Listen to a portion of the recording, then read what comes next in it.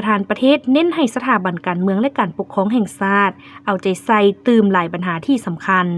วันที่27กุมภาพันธ์2025นี้โอกาสเข้าร่วมพิธีเฉลิมฉลองวันสั่งตั้งสถาบันการเมืองและการปกครองแห่งชาติสมปช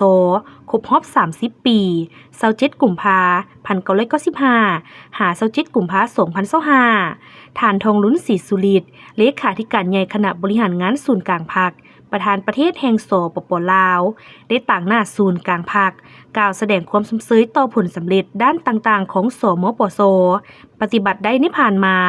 และได้เน้นบางเวียกงานสำคัญให้สถาบันการเมืองและการปกครองแห่งชาติเอาใจใส่ตื่มอีกเส้น 1. เปลี่ยนแปลงใหม่อย่างลึกซึ้งรอบด้านเวียกงานก่อสร้างบำรุงพนักงานตามทิศน้ำที่ว่าเอาผู้เฮียนเป็นใจกลางโรงเฮียนเป็นพื้นฐานครูอาจารย์เป็นแห่งพักดัน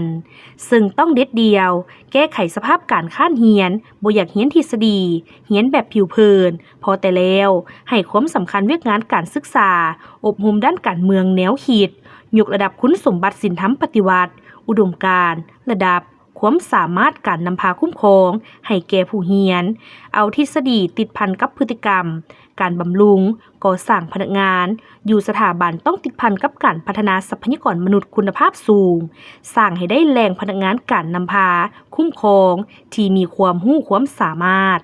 2. สืบต่อเปลี่ยนแปลงใหม่อย่างแข็งแรงเวียกงานค้นคว้าวิทยาศาสตร์ประสานสมทบกันอย่างสนิทแน่นระหว่างค้นคว้าทฤษฎีและสรุปพฤติกรรม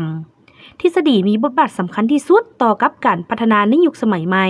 ซึ่งต้องรับรู้เป้าหมายความเรียกร้องต้องการสูงสุดของการค้นคว้าวิทยาศาสตร์ค้นคว้าทฤษฎี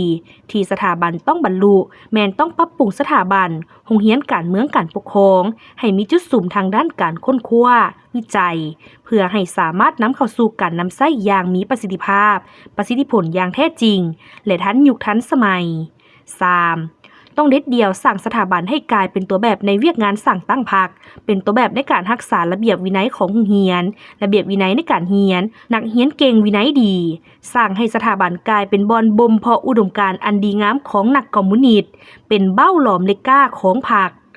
4. สำหรับบรรดาสหายนักศึกษาที่มาเรียนอยู่สถาบันต้องเสื่อมซึมและหน้าที่การเมืองของพวกสหาย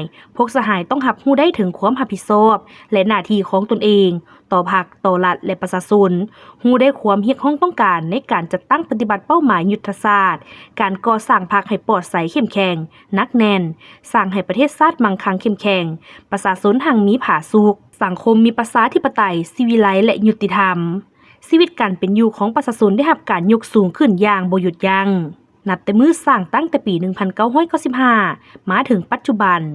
สถาบันการเมืองและการปกครองแห่งชาติได้สร้างและมีการปรับปรุงหลักสูตรให้สอดคล้องกับเงื่อนไขตัวจริงในแต่ละระยะการจัดตั้งปฏิบัติหลักสูตรการเรียนการสอนในตลอดระยะ 30 ปีผ่านมา